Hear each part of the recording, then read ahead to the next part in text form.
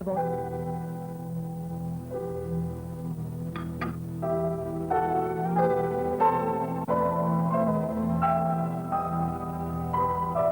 sam Aleksandar Dragutin Radović. Biću vaš gost i domaćim ljudima koji su obeležili svoje postojanje. Ne budite tužni, izazvat će nostalgiju, ali ovaj grad nikada neće biti Atlantida. Čuva ga hram Svetog Vaznesenja Gospodnjeg, Bogorodica Gradačka i ljubav zauvek.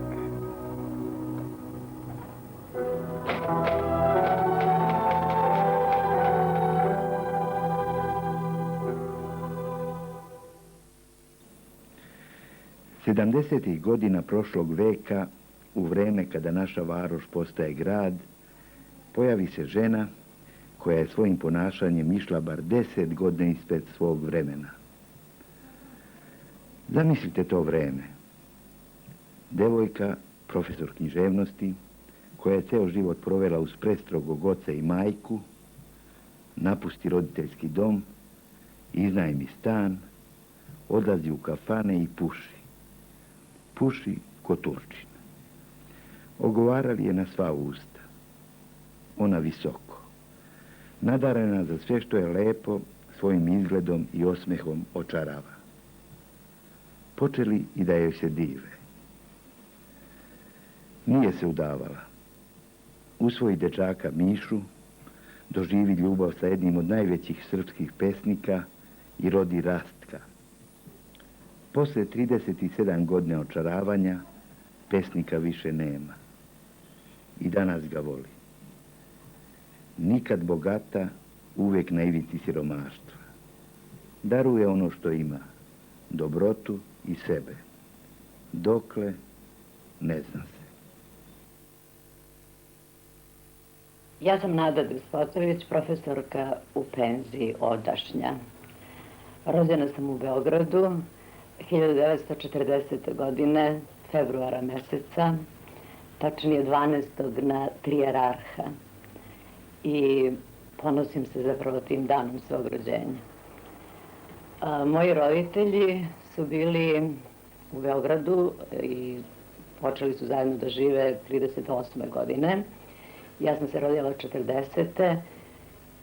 Šta da kažem, zanimljivo iz tog perioda, možda to što su mi pričali, da sam sa majkom bila 6. aprila kada je bilo bombardovanje Beograda, držala me u naručju i bila na ulici, tako da smo ipak ostale žive, ali nije bilo jednostavno, naravno njoj, ja se toga ne sjećam.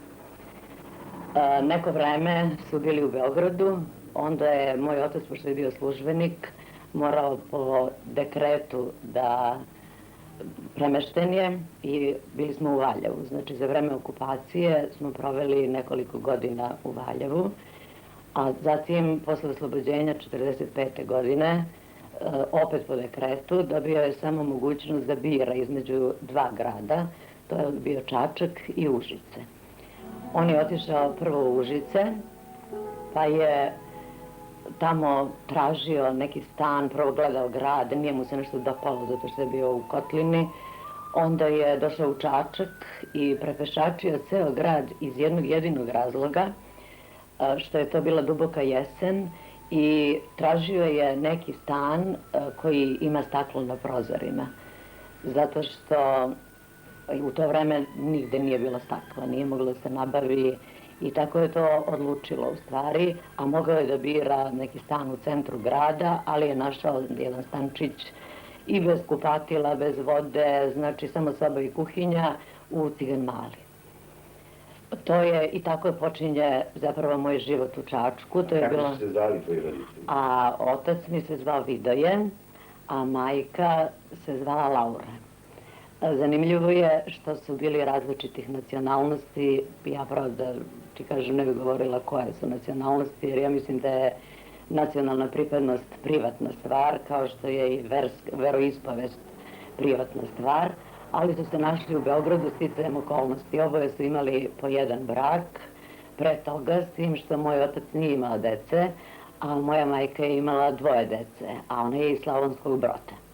A otac mi je bio siroče posle Prvog svjetskog rata i odrastao je po domovima za siročad i to koje su držali Englezi. Znači, proveo je neko vreme u Beloj crkvi u domu, neko vreme u Senti, bio je čak na Pelješcu u tom dečijem domu i to je zanimljivo, bio mu je vaspitač Vladimir Nazor, pisac. Tako, njih dvoje sa raznih strana su se našli, ja se rodila i već sam ispričala, došli u Čačak 45. godine i tako počinje moj život u Čačku i evo ga traje i danas. Dalje ide osnovna škola, to je 47. godina i to nova osnovna škola u tom kraju jer je tada Čačak imao samo 2 osnovne škole, to je bila stara škola, tako smo je zvali ovako popularno. Bila je u zgradi ekonomske škole sadašnje i nova škola gde je sada osnovna škola Milica Pavlović. Učiteljica mi je bila Jelisaveta Knežević sve 4 godine i posle toga, naravno, ja se nje prilično dobro sećam, bila je i stroga učiteljica i dobra sa raznih strana. Mislim, čak se događalo i to da nas je zvala kući kao navodno da nam pomogne nešto đacima, ali mi smo krcali orahe. Za to vreme, uoči neke slave smo krcali orahe i pomagali joj da sprema kolače. Što je opet za nas bilo neobično, jer je učiteljica spremala kolače, a nama su kolači i bombone, slatkiši, bar većini dece u to vreme, pa i meni, bile samo san. U školi osnovnoj, kad sam već to pomenula, dešavalo se, naravno, bili su jako neki dugački odmor, imali smo neki veliki odmor i dok još nisu bile kuhinje, to odvajanje uvek se primećivalo. Mi smo nosili hleba i masti za neku užinu u toku to između časova, a neka deca su bila odvojena od nas, oni su jeli hleba i pekmeza, hleba i kajmaka, što je i za nas bilo san. Mnogo se siroto i teško živelo, bili smo strašno siromašni. Moji roditelji, otac je bio službenik, majka nije radila, imali je naravno male plate, mi nismo imali nikoga u selu, nismo imali rodbine, nikoga, znači samo ta plata i bilo je stvarno teško. Naravno, često sam dobijala od Crvenog krsta neke delove odeće, obuće i tako dalje, ono što je pripadalo i drugoj deci. I sećam se da sam jednom dobila jednu pelerinu, nepromočivu, jako kvalitetnu pelerinu, ali mi je bila dugačka, vukla se i po zemlji. I ja sam molila mog oca da mi to skrate, međutim, to nije dolazilo u obzir. Što god se šilo, što god se kupovalo, bilo da su cipele, one su bile uvijek 2 broja veće. Ako su bile suknje ili ta pelerina, recimo, uvijek su mi govorili ti sad rasteš, pa će to tebi za 2-3 godine biti taman. Tako je bilo. Mnogo smo gladovali, jeli smo, zapravo dobijali hleb. U početku nije bio ni hleb, nego je bila samo proja koju smo uzimali u pekari na karte, znači, tačkice su bile za tekstil, a posebne su bile karte za ishranu. I naravno ja sam bila ta koja je najčešće čekala u redovima, tako je bilo i sa mlekom. I sad opet jedan zanimljiv događaj koji nikad ne mogu da zaboravim.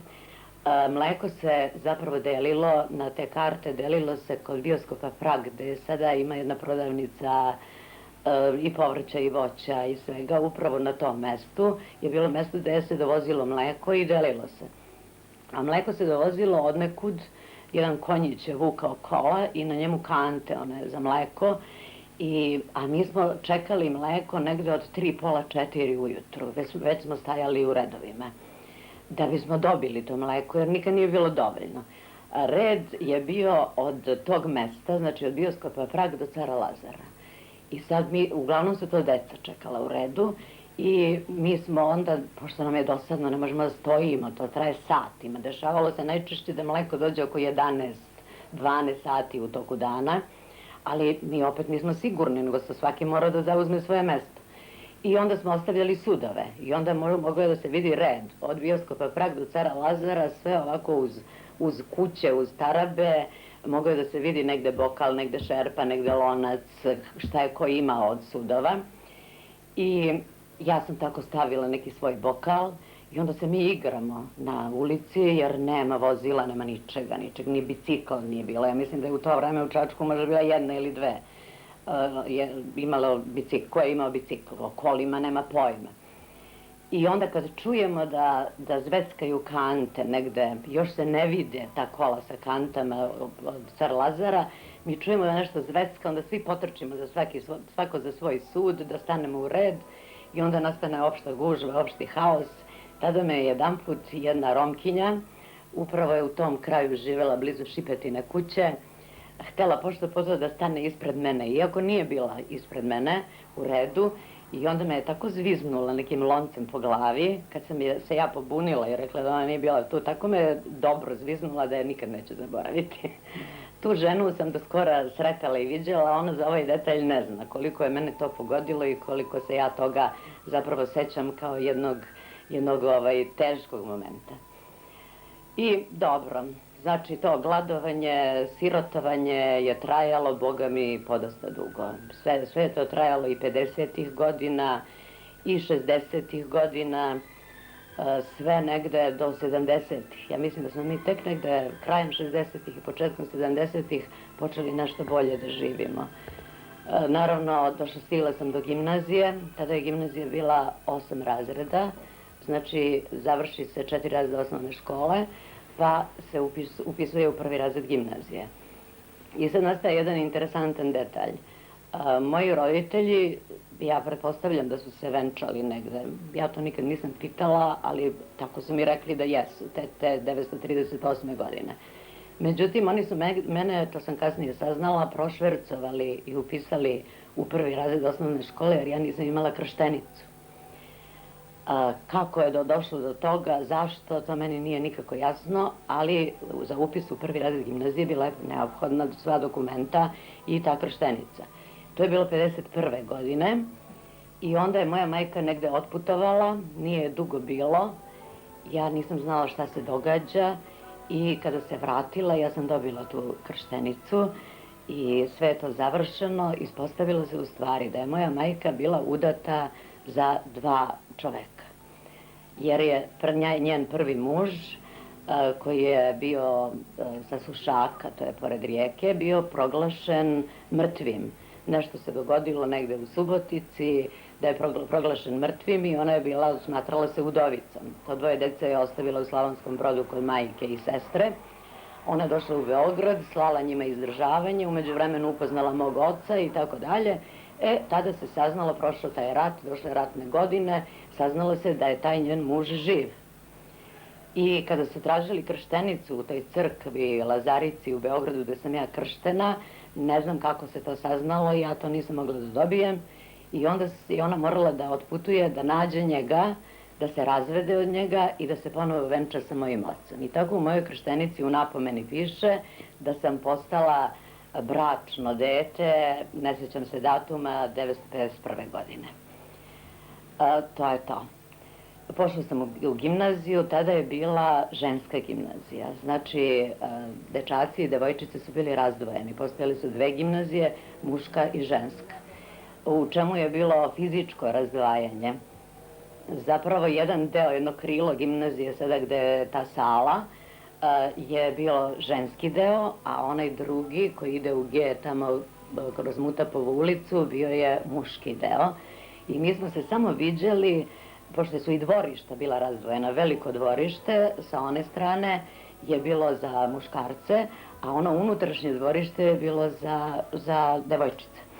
I samo smo se viđali kroz prozor, znači, jer je to krilo gde su oni bili, prozori od učionice su gledali na to unutrašnje žensko dvorište i tako su se ljubavi rađale preko prozora. Znači, devojčica ugleda nekoga na prozoru, ona i nju, onda se snime, vide se i posle toga se verovatno negde sretnu kako i kad, ne zna se, ali su to bile, čini mi se, najromantičnije ljubavi jer su se odvijale iz daleka.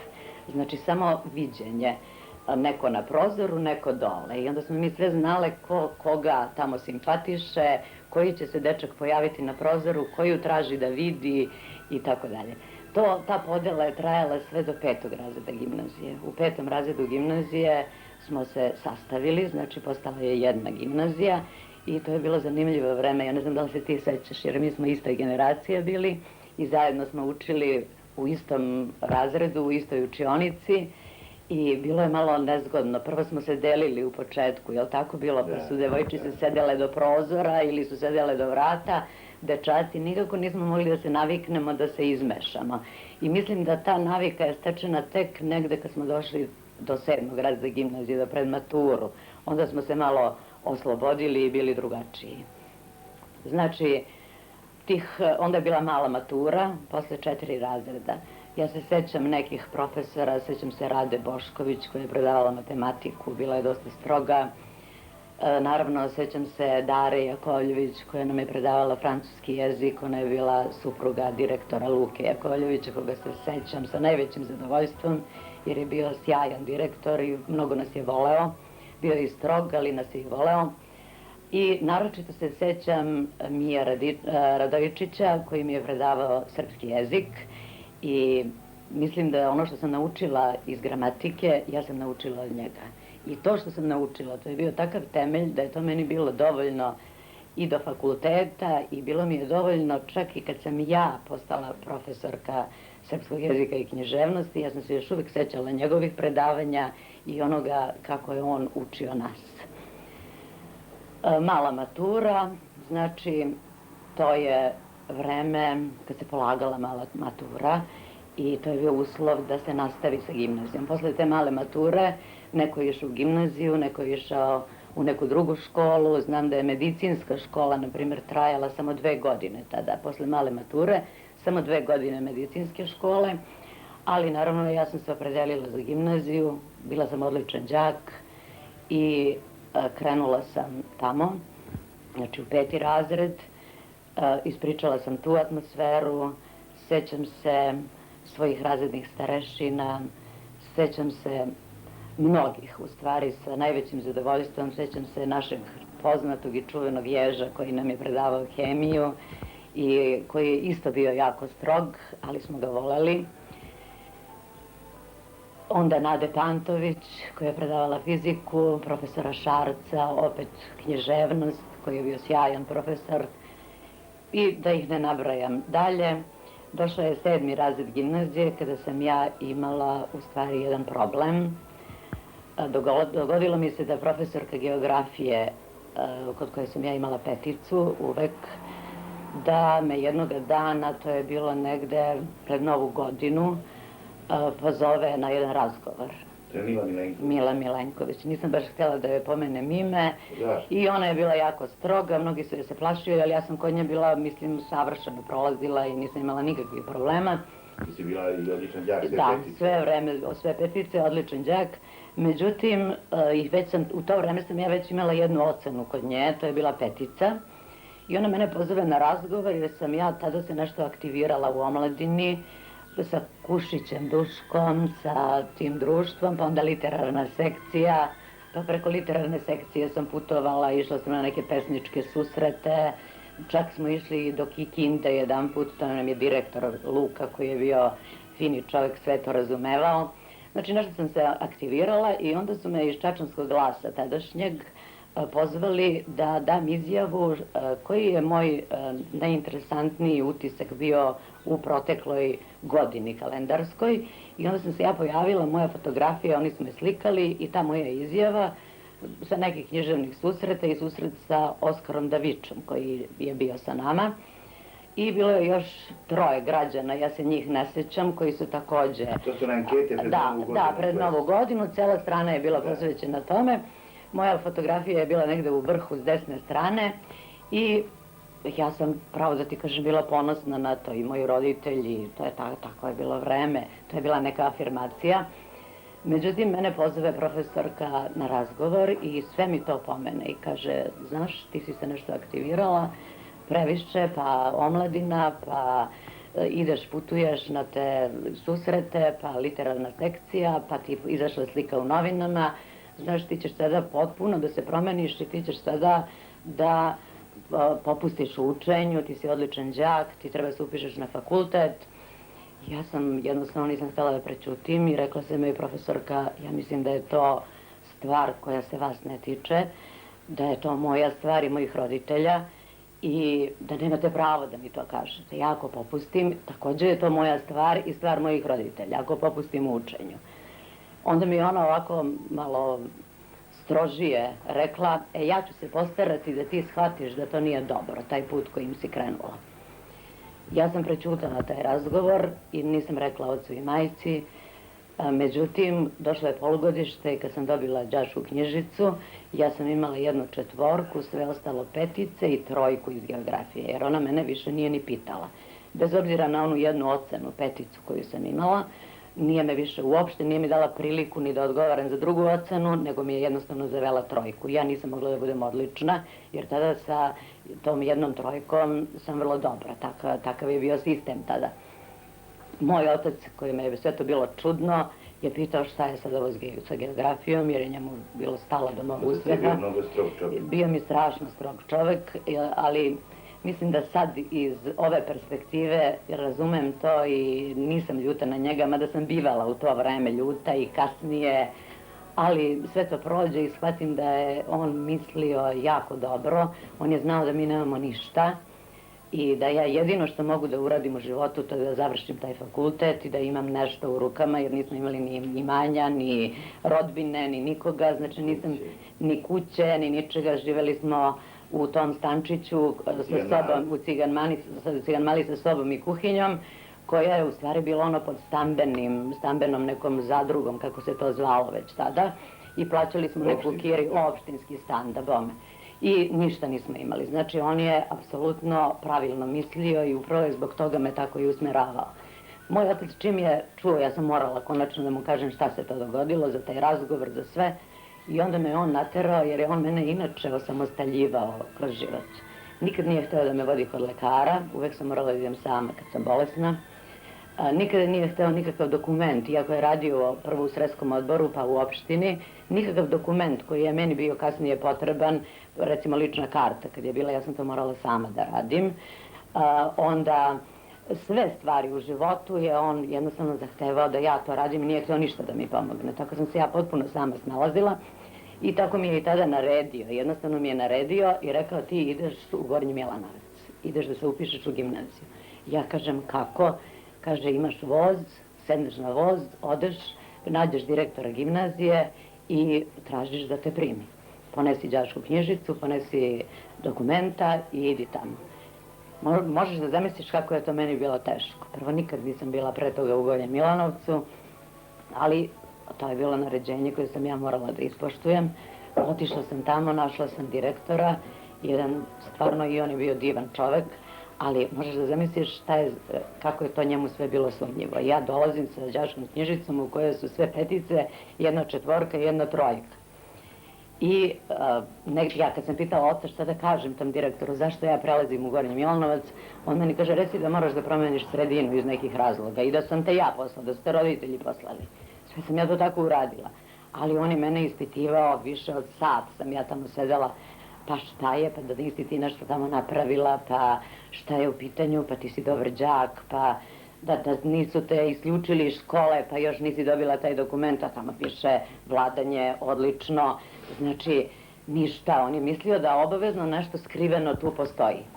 Ali me je primio. Na kraju je rekao u redu, pa ćemo videti, to je bilo već za vreme raspusta je bilo, i rekao mi je da ja dođem na nastavu za 2. polugodište i kad to počinje i u koje odeljenje, ali mi je ostavio jedan uslov da proveri on, da razgovara s direktorom gimnazije, da proveri šta je to u stvari sa mnom bilo, jer mi uopšte nije verovao. To sam ja videla i pogotovo sad iz ovog ugla kad gledam i ja da sam bila na njegovom mestu bilo bi mi čudno, jer u to vreme su obično loši đaci išli u Gornji Milanovac, smatrajući da će lakše tamo da završe, ili neki koji su bili isključeni iz škole, ili su napravili neki eksces u gimnaziji u Čačku, pa su onda bežali tamo.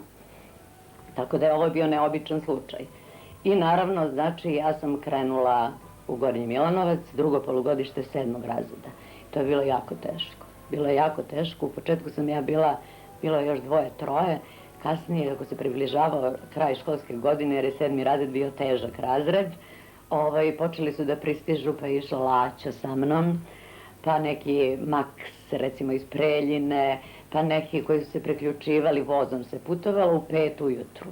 U 5 ujutru je imao samo jedan voz, znači ja sam morala da ustanem u 4 sata da bi se spremila, stigla na voz i stizali smo tamo negde oko 6 sati, recimo oko 6 i nešto, i onda smo, pošto je počinjala nastava u 8 u Milanovcu, mi smo morali da provedemo negde to vreme. To je još uvijek bio zimski period, bilo je hladno, svi slabo obučeni, sve to neka sirotinja.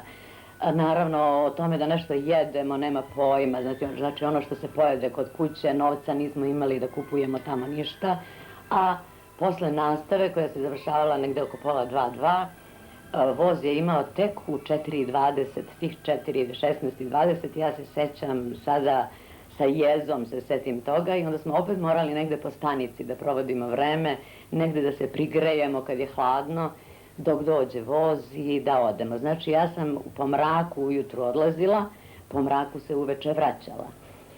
I završila sam ja ipak taj 7. razred i onda sam molila oca, pošto u 8. razredu nije bio predmet više geografija, ja sam molila oca da sada 8. razred nastavim u Čačku.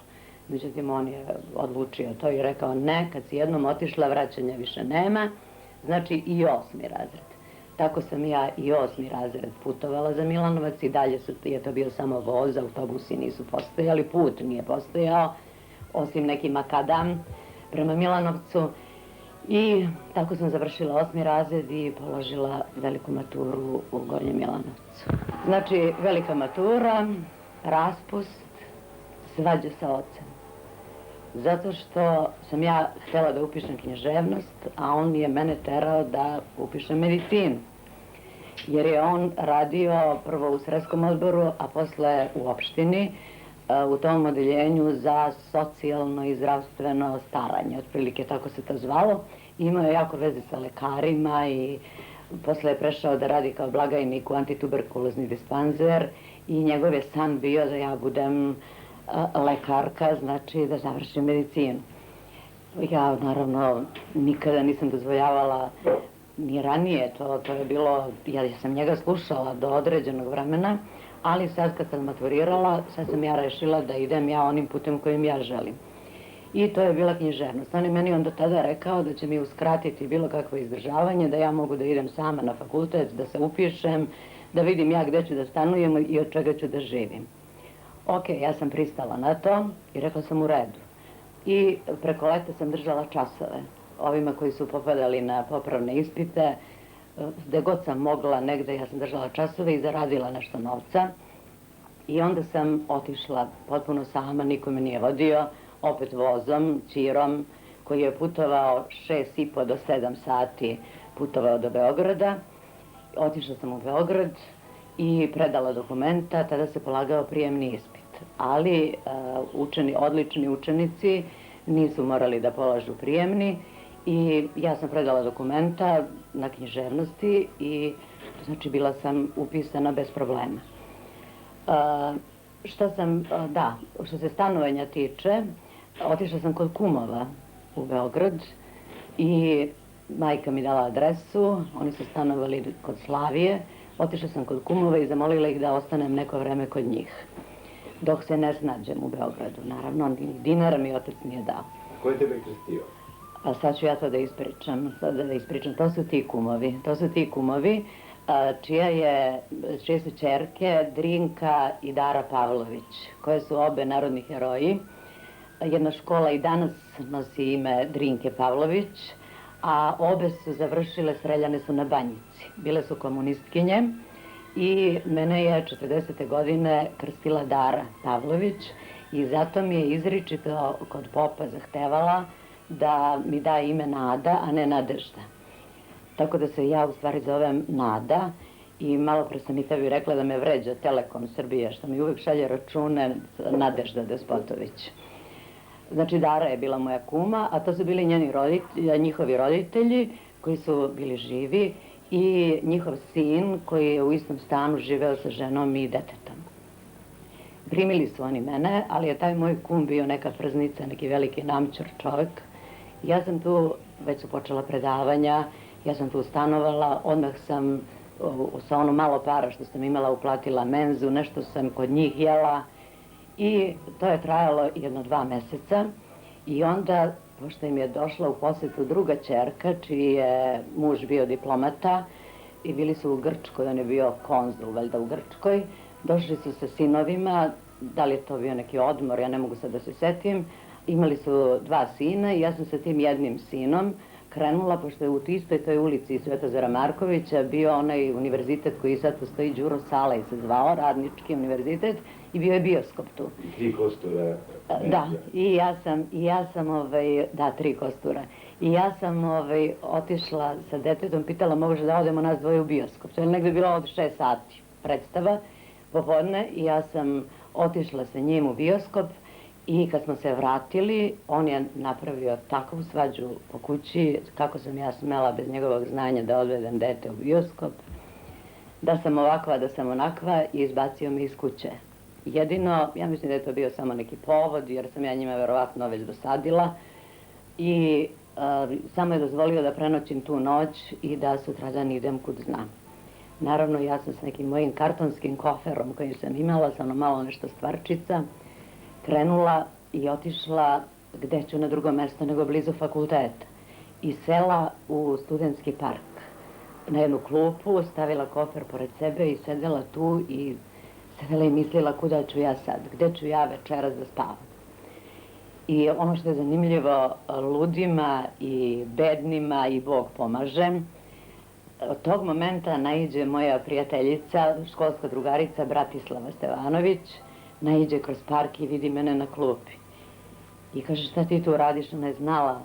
Mi smo bile najbolje drugarice od osnovne škole i sad smo najbolje prijateljice. Ona živi u Beogradu, ja u Čačku, često se viđamo, jako je volim. I ona mene pita šta ti tu radiš? Ja kažem, mene su kumovi izbacili iz stana, ja ne znam kuda ću.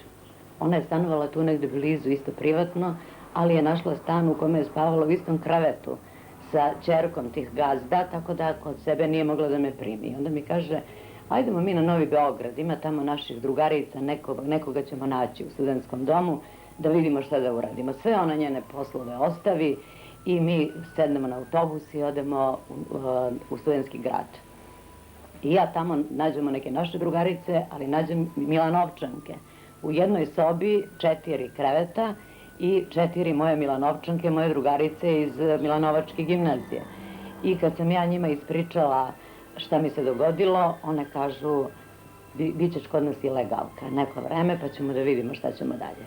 Tako sam ja ilegalisala nekoliko meseci kod njih, znači spavala sad jednu noć s jednom, drugu noć s drugom, trećom, četvrtom i tako od početka i hranila se u menzi. I u međuvremenu je moj otac omekšao i počeo da mi šalje dečji dodatak. A dečji dodatak je tada bio 4200 dinara, ja se odlično toga sećam, a njegova plata je bila negde oko 10.000.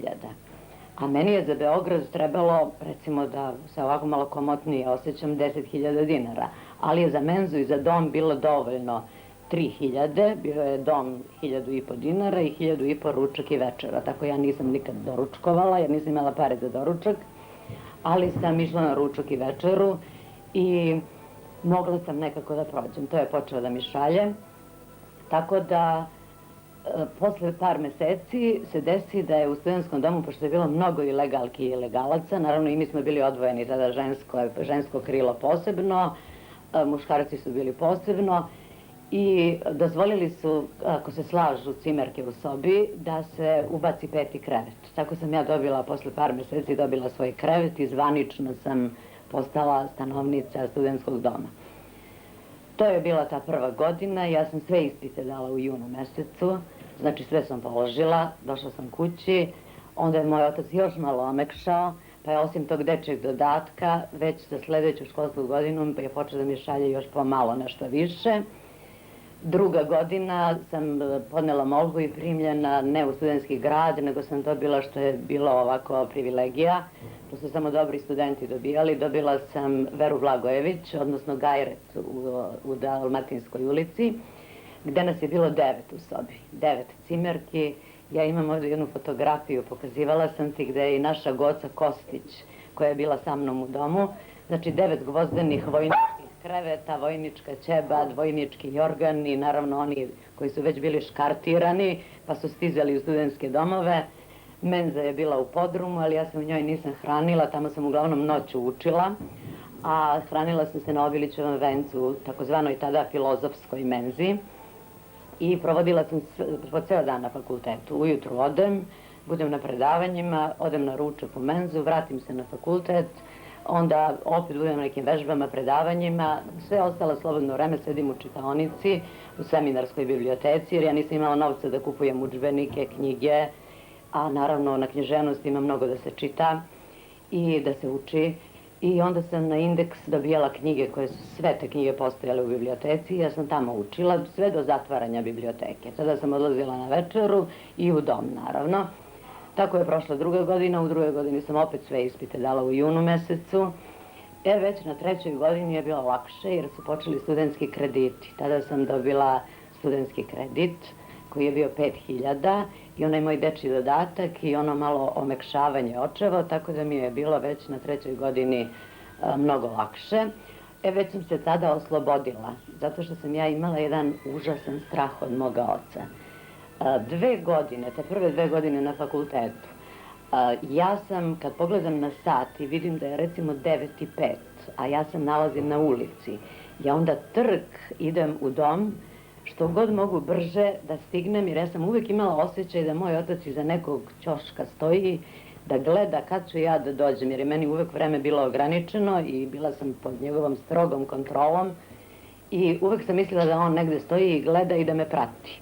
Jer je on mene inače pratio i dok sam bila i u gimnaziji i tako dalje.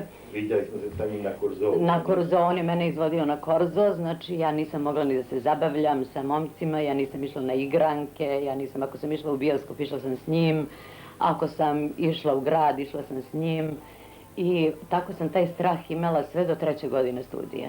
Tek tada sam se malo oslobodila, onda sam počela više da se družim sa koleginicama, kolegama na fakultetu, počela sam da izlazim, pa naravno imali smo društvo, bili su tu Matija Bečković, on je studirao isto književnost, a ja sam studirala uporednu, znači jugoslovensku i svetsku književnost.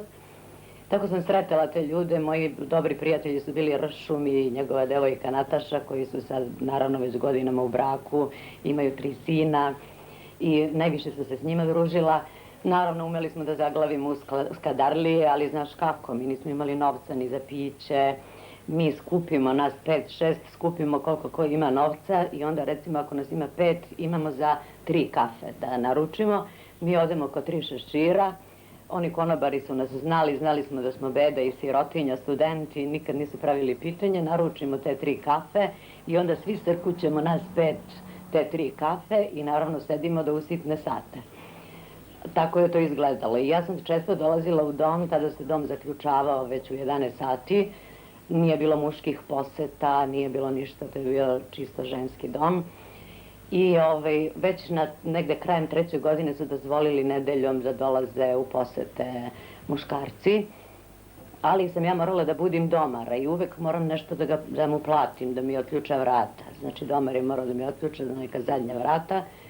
I dolazila sam i moje su cimerke znale, recimo u toku te 3. godine i 4. godine, znale su da ja dolazim kasno, ceo dan nisam u domu, ja sam u dom dolazila samo da operem nešto, da se popeglam, jedna pegla na ceo sprat i da sam htela ne bih mogla da peglam svaki čas, zajednička kupatila, tuševi, čisto onako skoro vojnički život. I tako znači 3. i 4. godina i kad sam ja diplomirala sam u junu 4. godine, znači redovne 4. godine. Koje godine je to? A to je 63. godina. Ja sam imala zapravo prvi deo diplomskog i drugi deo diplomskog, onda sam prvi deo diplomskog pisala molbu dekanatu da mi odobri jedan semestar pre, znači da ne polažem u junu, nego da polažem u januarskom roku i oni su mi dozvolili, ja sam u januarskom roku položila prvi deo diplomskog, za drugi deo diplomskog sam pisala diplomski rad i to je zanimljivo kako to ću ispričati. kao uslov za izlazak na drugi deo diplomskog i u junu, znači redovne 4. godine, samo što su se u maju završila predavanja krajem maja, ja sam 24. juna diplomirala. Ja sam to morala jer sam bila u situaciji da moram da završim fakultet iz materijalnih razloga, iz svih drugih razloga, znači ja nisam bila u prilici da mogu da produžavam studiranje. A kako sam spremala diplomski rad, rekla sam da je bila menza u podrumu Gajreta i onda sam ja, kad se uveče posle večere, kad se to sve raščisti, ja odem u menzu, a 3 meseca sam radila, taj bio vrlo obiman diplomski rad i htjela sam da to uradim dobro, da dobijem uslov za polaganje i onda ja ponesem lavor i u ćebe, onda se uvijem u ćebe, a u lavor sipam vode i stavim noge u tu vodu, hladnu. To je bilo proleće, dosta hladno, znači negde je to bio, kad sam počela da radim februar, mart, april, već negde krajem aprila sam morala to da predam. I ja tako do 5 ujutru ja sedim i radim taj diplomski rad. Kad ustanem, a soba mi je bila na drugom spratu, kad izvadim noge iz te vode i obujem papuče i kad krenem u stepenice, ja nisam mogla da idem normalno u stepenice, nego sam rukama i nogama se pela u stepenice jer noge nisam više osjećala od one ledene vode. I tako je to trajalo 3 meseca. I onda odspavam malo, ja sam već u 8 sati, pola 9 sam ja već opet na fakultetu i opet ceo taj dan tako, učenje, predavanja, sve i vraćanje uveče u dom. Tako da mene cimerke nisu ni viđale. Kad sam ja diplomirala, tada sam se prvi put usudila da pošaljem mom ocu telegram. Toliko sam novca imala da pošaljem telegram i skoro sam negde našla taj telegram u nekim papirima koje ja čuvam, njegovim nekim papirima. Diplomirala sam, pošaljite mi malo para, jer svi su tražili da častim, a ja nemam kinte, nemam ništa. I on je zaista poslao i onda sam ja, kad sam ih čašćavala, onda one mene pitaju kako si ti diplomirala. Ja kažem, pa diplomirala sam. Kaže, oni uopšte nisu verovali, niko nije verovao jer ja se u tom domu sam malo živela i oni su mislili da ja ko zna kakvim ja životom živim. Kad mene nema ceo dan, nema me noću, do recimo 2 sata ujutru, da spavam 2-3 sata, da me nema uopšte, uglavnom me nema, one nisu verovale da sam ja diplomirala. Tako se eto to završilo. Odmah sam posle toga, kumovi ovi koje sam pominjala, kad je čuo da sam diplomirala, sin ovih starih kumova, brat ovih sestara, je radio u zavodu sad ću da se setim kako se zove, Zavod za ispitivanje rada ili organizaciju rada. To je bila ustanova izvršnog veća. Radio je tamo i ponudio mi da se tamo zaposlim kao lektor, jer su oni izdavali neke stručne časopise i to. I ja sam se tamo zaposlila. Međutim, negde posle 2 meseca moj otac je doputovao u Beograd, onda sam već stanovala privatno u jednoj devojačkoj sobi u Dobračinoj ulici. Mala je bila plata, jedva sam samo da platim kiriju i ostane malo nešto za hranu, to je bilo sve. Ta početnička plata je bila jako mala i sećam se da je bila 28.000 dinara, to je za Beograd ništa. Moj otac je došao i rekao meni, dao mi ultimatum, ili se vraćaju u Čačak ili ću te ubiti. Jer mi sami u Čačku ne možemo da živimo, majka ti je bolesna, ja nisam dobrog zdravlja, mi ne možemo sami i ja sam morala. Kada sam dala otkaz tamo, radila sam tamo negde oko 4 meseca, kad sam davala otkaz, onaj pravnik koji mi je to sve regulisao, rekao mi je, toga se isto tako sećam, Janko, neki divan čovek, mi je rekao, Nado, ovo što sad radite, to je najveća šteta, jer vi biste za 2 godine ovdje dobili stan, plata bi naravno bila mnogo veća dok prođe taj početnički staž. Kaže, nikada se više nećete vratiti u Beograd. A vidim da ste rođeni u Beogradu, to je najveća šteta. Ja sam rekla šta da radim. Nisam smela da mu ispričam moju sramotu da mi je otac postavio ultimatum u tim godinama. Sam imala 23 godine i rekla sam ja moram, to je tako i otišla sam, došla u Čačak i nažalost nisam godinu dana imala posla. Nikakvog, nego sam počela da radim u Čačanskom glasu, primili su me honorarno da radim korekturu, kako to već ide, počne se od korekture, znači korekturu, onda sam pomalo pisala reportaže, razne komentare, bilo je tu svega. Čak sam za tu godinu dana jedno vreme, nekoliko meseci putovala u Prištinu, jer su se nešto Čačanski glas i Štampari, ovdje Litopapir isposveđali. I onda su oni... Sa Zoranom Maksimovićem. Da, i Zoran nije išao, ja sam išla sama u Prištinu. Ne, Zoran nije išao, išli su nekoliko puta Milan Đoković, Zoran nikada sa mnom, jako je jedino išao posebno. Ja sam išao sa njima, tehnički delom radio. Jeste, on je radio, ali ja sam posle dolazila. Ja sam recimo putovala, u nedelju putujem, vozom do Kosovog polja, onda autobusom do Prištine, u nedelju, onda u ponedeljak ujutru sam već u Štampariji jer je već počinju šifovi da izlaze, radim korekturu i ostajem tu do srede. I radila sam korekturu i radila sam reviziju, prvu reviziju, drugu reviziju i puštala list i onda sam se vraćala u Čačak. To je trajalo nekoliko meseci, ali jeste bilo naporno, ali sam morala, zato sam imala neke dnevnice, imala honorar, uvijek sam nešto uštedela. Tako da sam morala tu godinu tako da izdržim, ali imam mnogo lepe uspomene iz Prištine, imala sam mnogo prijateljstava, mnogo ljudi, i Srba i Albanaca i svih mogućih, čak sa nekim ljudima i sada održavam vezu. Tako je to trajalo dok me nije pozvao Šević, Mihajlo S. Šević, moram tako da kažem, jer je on insistirao na srednjem slovu. I onda pozvao me u školu, što je bila škola učenika u privredi, to je bilo jedino slobodno mesto, on me pozvao i ja sam tako počela tamo da radim i ostala tamo 36 godina. Eto, to je do mog zaposlenja. Kako je izgledao ta Čačak? Kako si ti doživjela Čačak? A šta znam?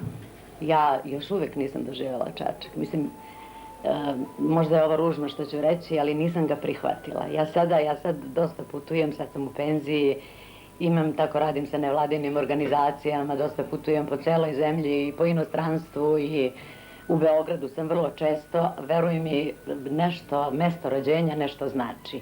Kada autobus prilazi Beogradu, kad dođemo na ono brdo pred Žarkovo i kad počinje da se vidi Beograd, ja osetim nešto, neko uzbuđenje, neku emociju koju ne umem da objasnim i volim ga mnogo. U Čačku živim tolike godine, privikla sam se, ali ipak je grad u kome je čovjek rođen nešto ipak znači. Ali kad smo pričali o Čačku, ti si rekla da Čačak sanjaš kao onaj grad iz... Da, to da.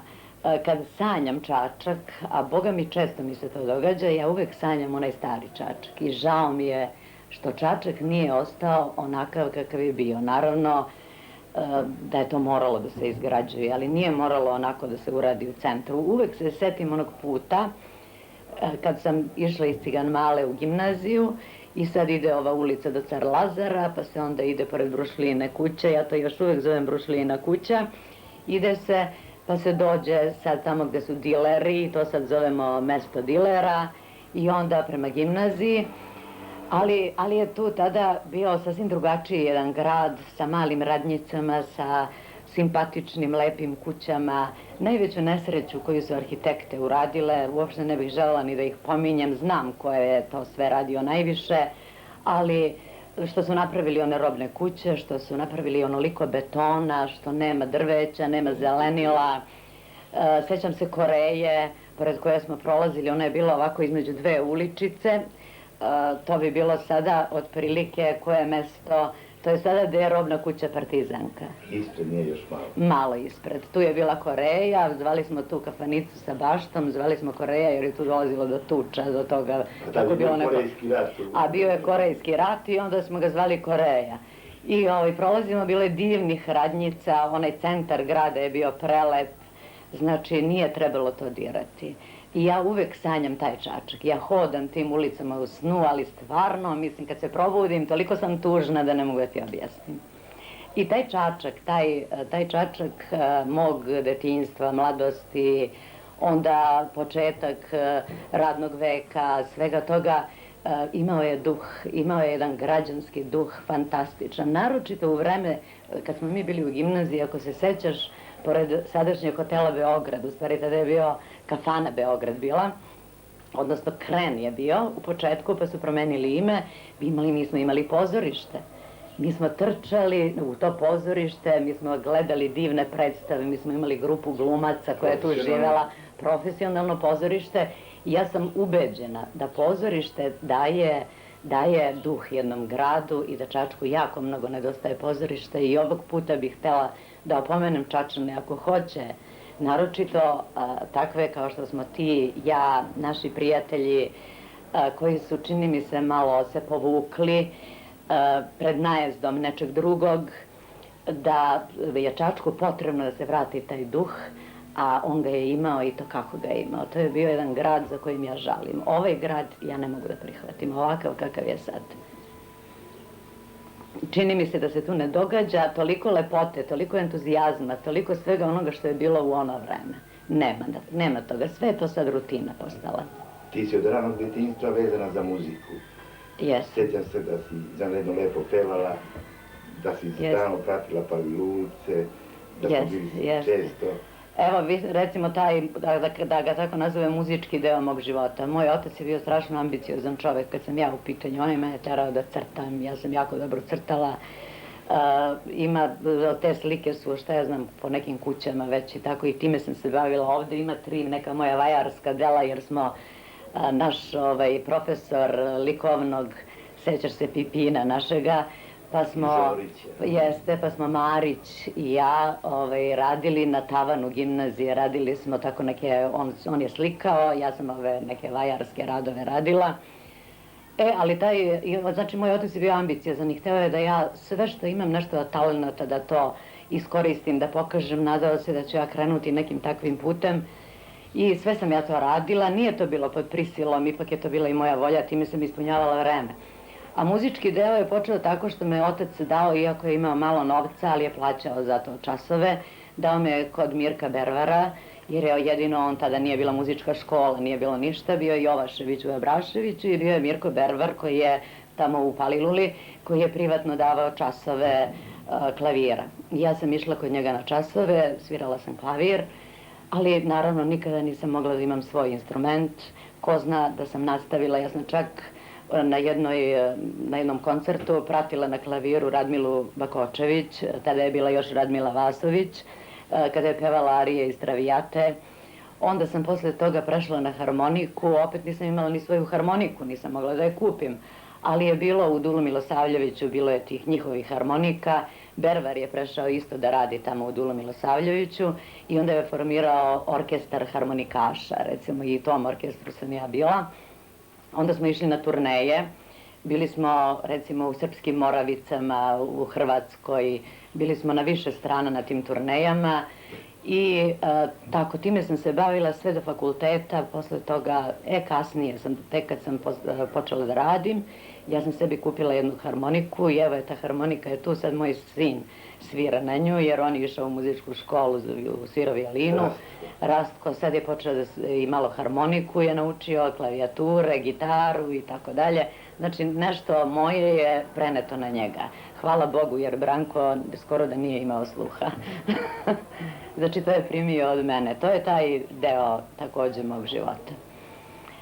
Šta da kažem dalje? Kažem o Čačku, mi smo tek kad sam ja završila fakultet već, jer ja nisam mnogo osim u Beogradu, ja nisam u Čačku više opet nisam izlazila. Sve dok sam stanovala s mojim roditeljima, meni je i tada bilo ograničeno vreme. Ja ne znam da li se sećaš kad je počela televizija, uzgred da kažem da sam prvi put gledala televiziju na 2. godini studija. U studentskom domu, oni su neki klub nabavili televizor i tada sam prvi put gledala televizijski program, znači imala sam 21 godinu. Onda u Čačku je bilo malo televizora i onda se u sali sindikata, onda je kod one prodavnice Sport, gde se sportska oprema prodavala, tu je u toj sali unutra, uđe se u dvorište, pa unutra je bio jedan televizor i plaćalo se 20 dinara da se gleda Čkalja. Bile su one čuvene humorističke emisije, jeste, Lole Đukića. I tako sam ja izašla jedno veče, sam izašla i otišla da gledam to. I nisam pogledala na sat, jer je meni bilo 9 sati i mora da se bude kod kuće. I onda sam ja pogledala na sat, ja se zadržala, zagledala se u emisiju, već je bilo 9:20 i ja odande do Cigan Male ima baš dobro da se ide. Ja sam najvećom brzinom otišla, međutim, to je bilo strašno. Ja sam ujutru od mog oca dobila batine. Ja sam legla u krevet, on meni ništa nije rekao. Ja sam već bila zaposlena kao profesorka. Ovo zaista moram da kažem jer je istina.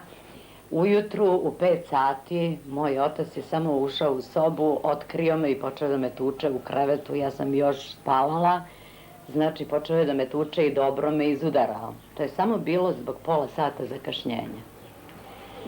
I kad nadovežem još neke druge stvari, pošto sam kao profesorka imala svoje obaveze, pa su to bile sednice nastavničkih veća, koje su nekad trajale do 10-11 sati, te kad se završi nastava, one počinju. I onda on meni nije verovao. Ja dođem kući sa sednice, još meni treba pešice otuda od Bedema, da je škola, do Cigan Male dole, treba mi silno vreme da stignem. On meni nije verovao i pita me gde sam bila. Ja kažem, bila sam na sednici. Kakve su to sednice koje traju do tog vremena? Kakve su to sednice? Lažeš i gde si bila i to počne jedno maltretiranje. Ja sam onda mu rekla, ajde pođi sa mnom. Ajde pođi u školu da se uveriš da je to sednica i da je trajala do tada. Nemam ja šta da idem, da to pitam, to nije normalno, kaže. To nije normalno da do tog vremena traju sednice.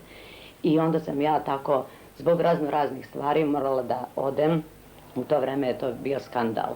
Da za nekoga, pogotovo nekog ko je žensko, ko živi sa roditeljima, da napusti roditeljsku kuću i da stanuje privatno. Ja sam to morala da uradim, toliko sam smogla snage, jer sam znala da mi tu više nema života, kad je došlo do takvih nekih potpuno besmislenih stvari.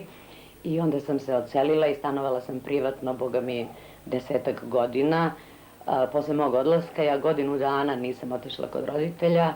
Tada je moj otac, čula sam od nekih prijatelja zajedničkih da je predao za penziju dokumenta i da nikako ne može da dobije, da su bez novca. Onda sam ja stisla petlju i otišla kod njih. Pravo, nenajavljena, otišla, ušla unutra, rekla dobar dan. A godinu dana se nismo videli u istom gradu. Otišla, rekla dobar dan i kažem, ja sam došla da ti pomognem, daj mi to, kakav imaš problem, jer ja sam već i preko Čačanskog glasa, jer sam i dalje sarađivala sa njima, i preko svojih kolega, koleginica, stekla neka poznanstva i rekla sam, daj mi to da ti to sredim, pokušat ću da ti sredim. I on mi je to dao i tako je to krenulo. Posle je bilo sve u redu, naravno pomogla sam mu da što pre to dobije. Posle toga sam ga nagovorila da traži stan od penzionera, što on nikako nije prihvatao, njemu se dopadalo to tamo u Cigan Mali, ali kad je posle konačno prihvatio i dobio u Ljubiću stan, onda je bio jako srećan i taj ostatak života je baš onako lepo proživeo u tom stanu.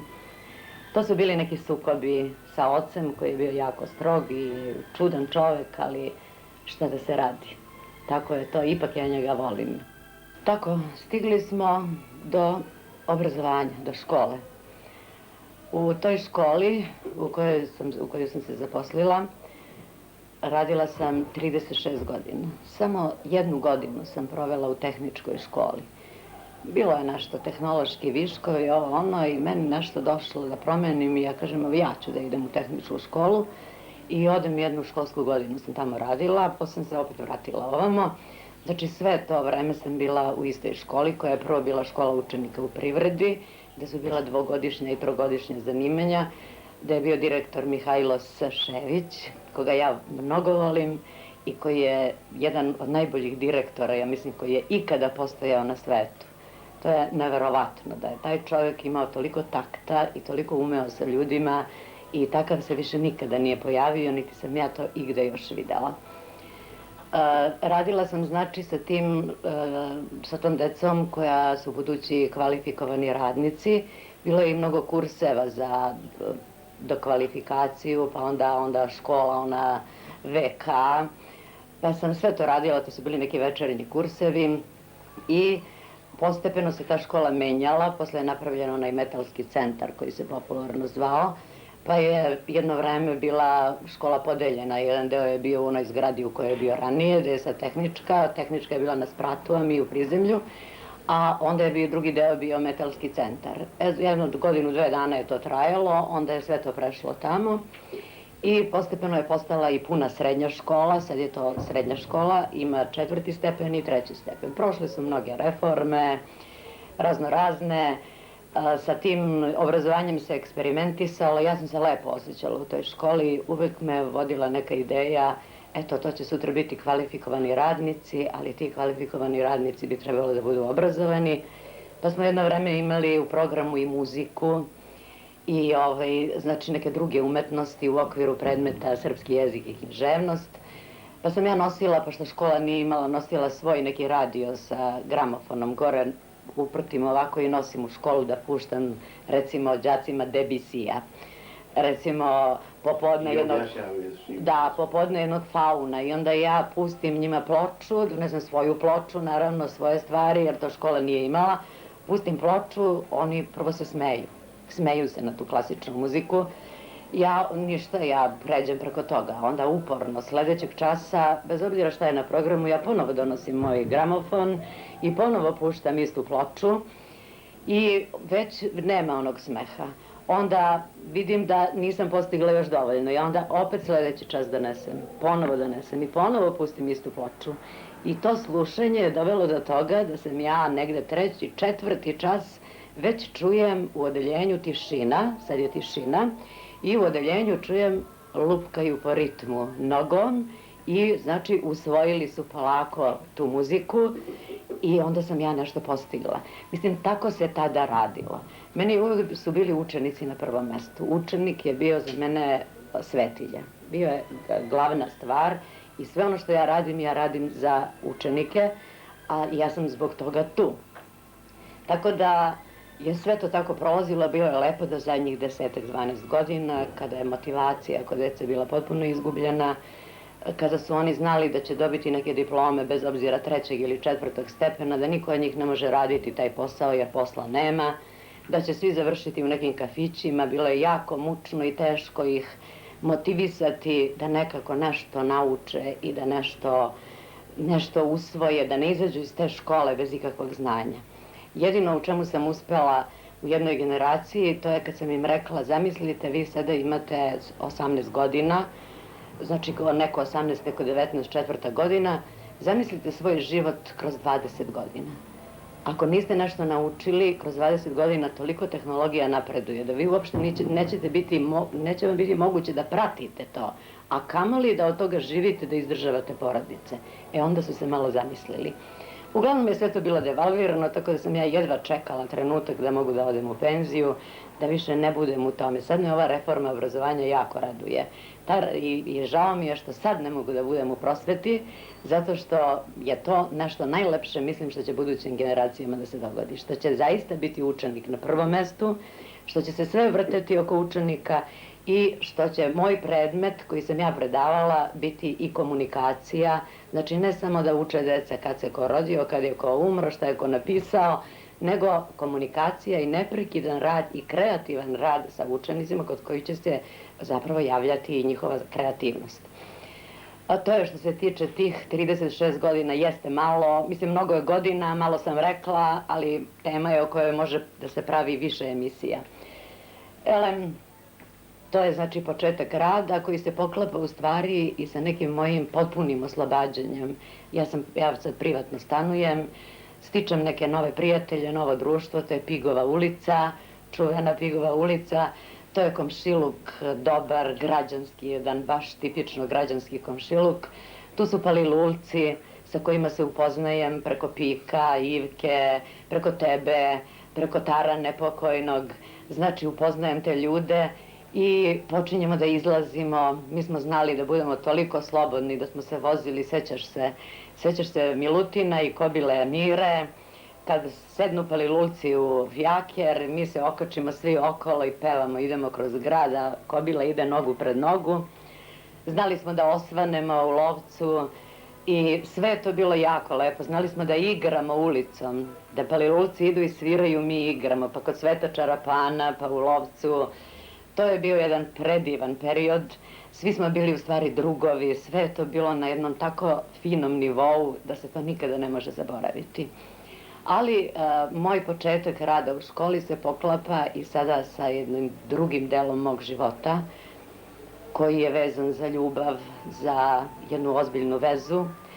Pre toga sam imala samo jednu vezu za vreme studija, to kad je bila već 3., 4. godina, ono kad sam se oslobodila straha da me otac negde čeka, sa jednim kolegom koji je bio stariji od mene 4 godine i koji je studirao književnost, ali je to bilo zabavljanje, ono, klasika u to vreme. Znači, samo smo šetali, držali se za ruke, on dođe ispred doma, zvizne da ja izađem, neku melodiju obavezno, i onda u studentskom domu uvek kad tako počinje sumrak, svaka od devojaka je bliže prozoru da čuje svoju melodiju, kad znači dolazi njen momak. I svi smo znali melodije jedni drugih, znači ko je čiji momak, koji je došao, i onda nju zovemo. Znači, to je tako bilo jedno zabavljanje. Kad je došlo, kad sam ja diplomirala, on odslužio vojsku, trebalo je, praktično on hteo da se ženi, ali ja nisam ga dovoljno volela, ja sam mu to rekla, sećam se da je to bilo u Beogradu, u srpskoj kafani. Rekla sam, izvini, ali ja ne mogu da se udam za tebe. Prvi razlog je što ja uopšte ne želim da se udam, a drugi razlog što te ne volim dovoljno da bih se udala za tebe. I to je bio kraj. Onda sam, znači, sve to prošlo, došla sam u Čačak, nisam nikakvu vezu imala, ništa, i upoznam se sa Brankom Vradičevićem. Međutim, tu postoji jedna predistorija. To je moje putovanje u Milanovac s onim vozom o kome sam pričala. Ja sam Branka videla u tom vozu jedanput, samo jedanput, i sećam se tog lika i to je mene toliko uzbudilo i potreslo.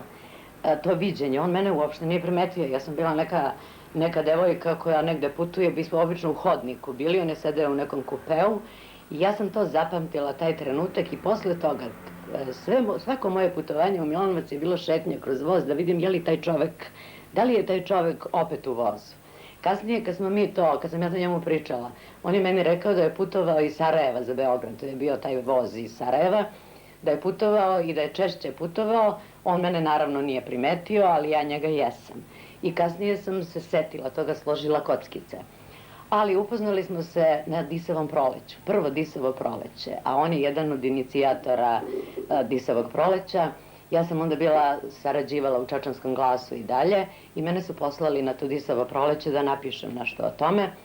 Bili smo Tikalo i ja, Buba, Milenković, bilo je to Žika Maksimović, bilo je to isto naše posebno jedno društvo i svi smo bili na tom Disavom proleću i sad kad se završio taj oficijalni deo u Čačku, onda se išlo u Zableće, u osnovnu školu na neku večeru. Tada su učestvovali Milivoje Živanović, pokojni glumac, i Rastko Tadić. I jedan od razloga što sam ja našem sinu dala ime Rastko je i to što je Rastko Tadić glumac, oba su mrtvi, je tada bio te večeri. I išli smo nekim autobusom, minibusom, tako nešto prevezli su nas i ja sam Branka videla, uopšte se nisam sećala tog voza i toga, nije mi padalo na pamet, nije nas niko upoznao i ja sam bila s Tikalom i sa ovima i onda smo došli i sedeli smo u toj velikoj nekoj učionici, je bila postavljena večera i sedeli smo mi potpuno na drugom kraju, ovo naše društvo, a u čelu su sedeli Branko, Milivoje Živanović, Rastko Tadić. Međutim, kad je bilo negde vreme, ja sam još tada stanovala kod roditelja, kad je bilo neko vreme, već pola 12, ja sam njima rekla da ću kasno doći gde se nalazim i pita Rade Pešterac, on je došao kolima nekim opštinskim, vozačka neki dovezo, i pita ide li neko za Čačak da nas preveze jer nemamo prevoz za povratak. I ja sam odmah skočila, vidim koliko je sati i kažem ja ću da idem. I kaže pa nemoj još, pa ovo, pa ono, ajde krenem ja i izađem ja u dvorište i vozač okreće kola i ja sednem na zadnje sedište. A Rade Pešterac kaže, jao sačekaj, kaže moram da odem. I on ode. Ja sam imala neki mantiju ili tašnu u rukama, proleće, onako malo i prohladno veče, ja sam sela na zadnje sedište, otvorena vrata i samo je jedanput meni nešto došlo da se ja vratim. Pojma nemam zbog čega. Ja moram da se vratim tamo u tu prostoriju. I ja onom vozaču kažem, molim vas kažite Radetu da ja sam, nešto sam zaboravila, idite vi za Čačak. Bez veze, nemam uopšte razloga zašto. Ja se vratim, Otvaram vrata od te učionice i stanem ovako na vrata, držim mantil preko ruke i tašnu i gledam. I u tom trenutku razmišljam što sam se ja sad vratila. Nemam pojma zašto, ne znam šta da kažem ovima, zašto sam se vratila, oni su mislili da sam ja već na putu za Čačak. Međutim, u tom momentu, ja kako gledam po svima, po celoj prostoriji, Branko meni ovako rukom mahne i ja kao omađijana, kao začarana, ja krećem, oni meni prave mesto između njega i Milivoja Živanovića, ja tu sednem i tako sam ja sela za sledećih 37 godina. Sela sam. Posle toga nas je Beska vozio, Bubu i mene i toga, tu smo se upoznali, pričali i tako dalje. Branko je pošao da nas isprati to je bio Volkswagen Buba, da nas isprati, pošto je bio parkiran na ulici, a u dvorištu škole su procvetali narcisi, mnogo onih narcisa, i on se sagao i pobrao sve narcise odande i meni ubacio u ruke ovako jedan ogroman buket tog cveća. Ja sam sa tim cvećem, potpuno zbunjena, otišla u Čačak, otišla kući, posle toga su se desili ti lomovi, onda je on počeo češće da dolazi u Čačak, u Čačanski glas, tamo ovamo, i tako je to polako krenulo i trajalo je 37 godina sve do njegove smrti. Šta da kažem, ja sam tada već bila potpuno slobodna žena, oslobođena svih pritisaka. Sa roditeljima sam razrešila tu priču, ja sam živela na jednom mestu, oni na drugom, posećivali smo se, ja sam njima pomagala, dizala kredite, kupovala im televizor, nameštaj, sve što im je bilo potrebno, sve što do tada nisu imali. I zaista i u novcu im davala, sve pomagala, ali ovu vezu nije smeo niko da mi dirne. Ja sam se tada zaljubila i zaljubila sam se za ceo život i sad prolazile su godine. On je imao porodicu, ženu i 2 dece, sve sam ja to znala, međutim, niti su oni meni smetali, niti sam ja smetala njima i niko nije trpeo u celoj toj priči, to je sve bilo vrlo civilizovano, vrlo lepo urađeno, tako da smo mi danas prijatelji, moj Rastko je prijatelj sa Kosarom i Radomirom, Brankovom decom, koji su već... Rastko je Branko i tvoj sin. Jeste. I šta se dogodilo? Kada sam ja već imala 31-2 godine, ja sam onda poželela da imam dete. Bilo mi je to normalno, logično, znači, što kažu ljudi, zadnji voz. I ja sam odlučila da rodim dete. Međutim, imala sam problema, imala sam više tih spontanih, nisam mogla da izguram trudnoću. I kad to nisam mogla, to je trajalo 3 godine, 4, to pokušaj. Međutim, kad sam videla da to ne može i kada su mi rekli da ne mislim više o tome, ja sam onda usvojila dete. Moj stariji sin je usvojen, usvojila sam dete, što je meni potpuno logično i svakome bih savjetovala to da uradi, jer to je jedan divan gest i ja sam, kad sam usvojila mog Mišu, on ima 2,5 godine, ja sam bila potpuno druga osoba. Ja sam ga obožavala i danas ga obožavam i danas ga volim. On je moje dete, kao da sam ga rodila isto. Međutim, posle 3 godine ja opet ostanem u drugom stanju za čudo. Za čudo i doktora i moje i sve. I evo ga, hvala Bogu, drugi sin koga sam rodila sa Brankom, koji nosi njegovo prezime, koji je, mislim, potpuno sve u redu, ima sva prava kao i ona deca. Evo, Branko je umro 2001. godine, znači u januaru je umro, doživeo je, mislite, u tim zadnjim danima sledeći milenijum i tako je to je tako trajalo i bilo je lepo i mislim da sam ja jedna od srećnijih žena na svetu jer sam doživela ljubav kakvu verujem da mnogi nisu doživeli. I takav jedan zajednički život, lep život. Ja koja nikada nisam želela da se udam, ja sam našla upravo sa svim slučajno varijantu koja je i meni odgovarala i tako je to.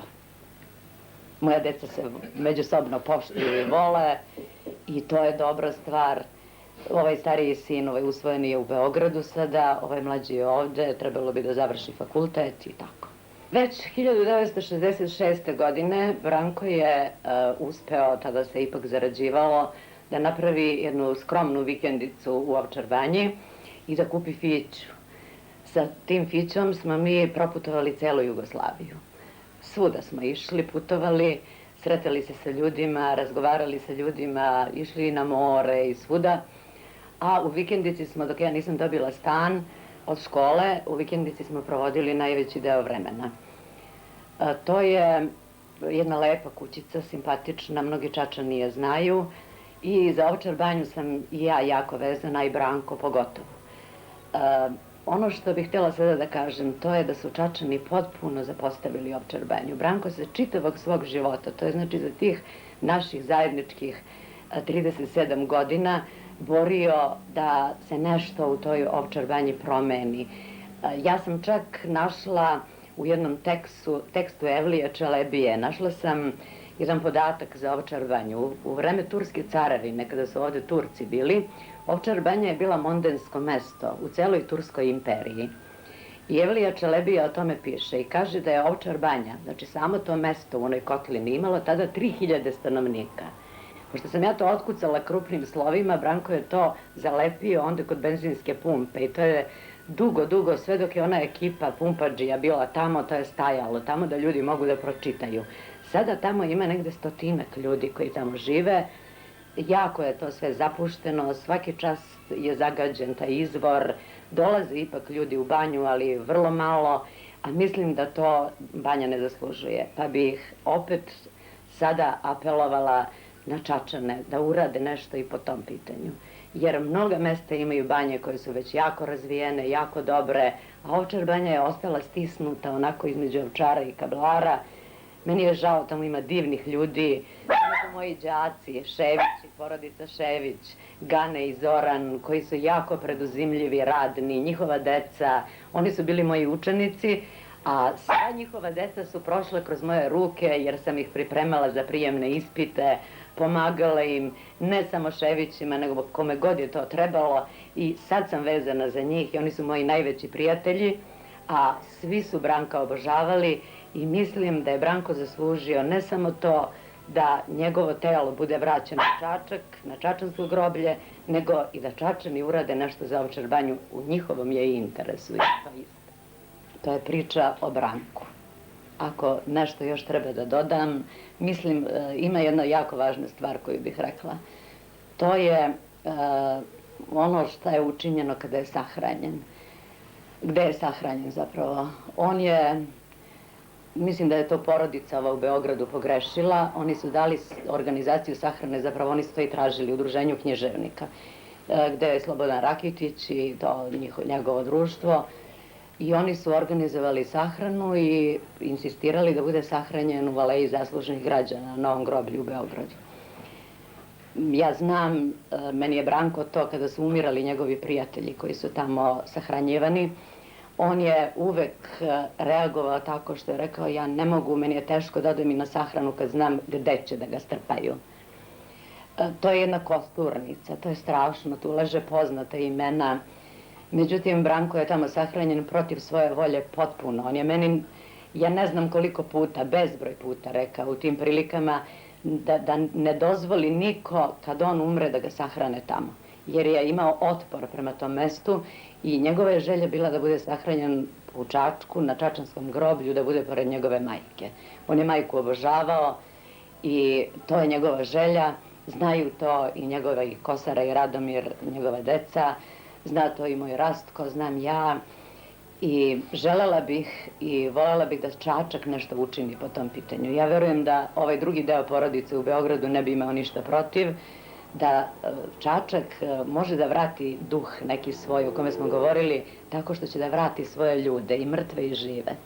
One ljude koji su taj duh nosili i mrtve i žive da vrati, da budu tu, da budu sa nama, da budu sa ovim svetom, da budu sa budućim generacijama i da može svako da se okrene i da kaže eto tu je ovaj naš pesnik, ovde je Dragoslav Grbić, ovde je Branko Radičević, ovde je Branislav Petrović Pajsije, ovde su naši ljudi i da se sa tim ponosimo. A posebno što bi se time bila ispunjena njegova želja, jer ja mislim, ono što kaže narod, prevrnuo bi se u grobu i on bi tako da zna, ne znam da li zna, ali kad god odem tamo na Novo groblje, kad god odem tamo mene uhvati jeze, kad pomislim da je na mestu koje mu ne odgovara i koje nikada nije voleo.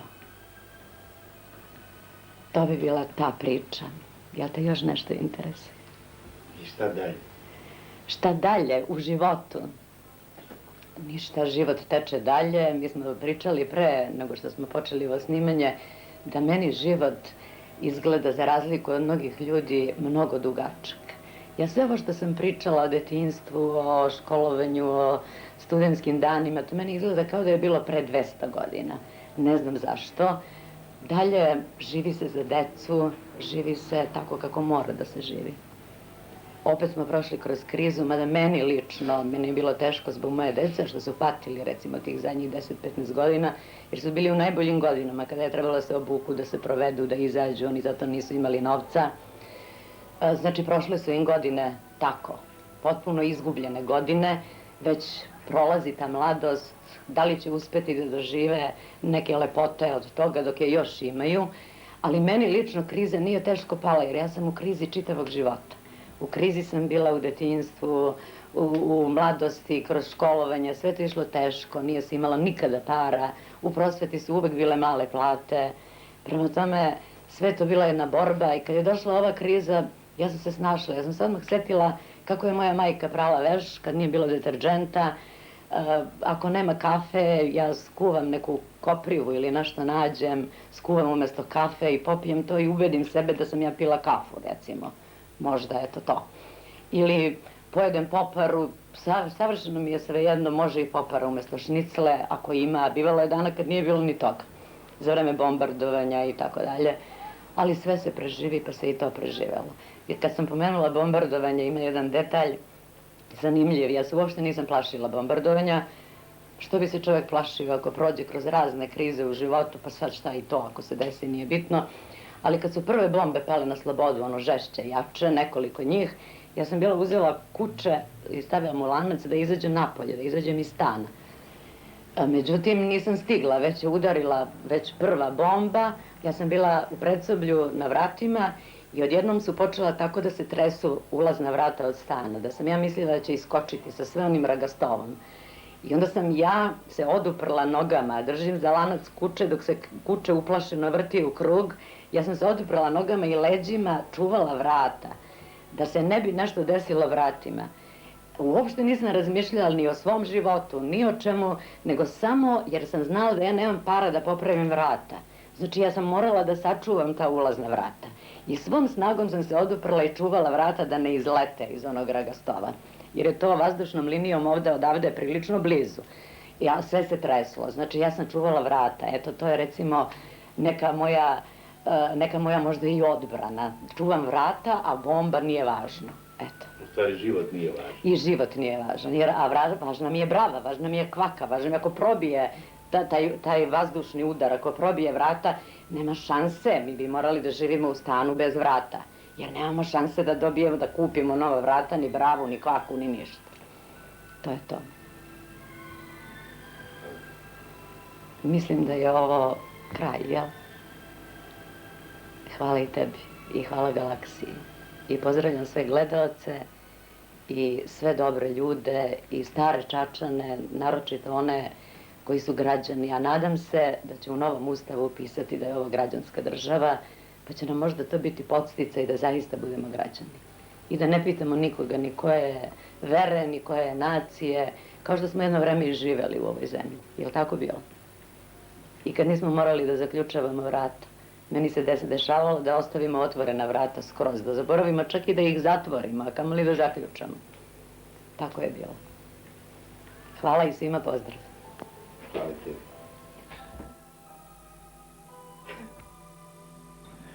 Pričajući o profesorima gimnazije, gospođa Nada Despotović je napravila lapsus. Direktor gimnazije nije bio tadašnji profesor matematike Luka Jakovljević, već Luka Vojvodić, koji je poživeo 102 godine. Molimo vas da prihvatite ovo izvinjenje.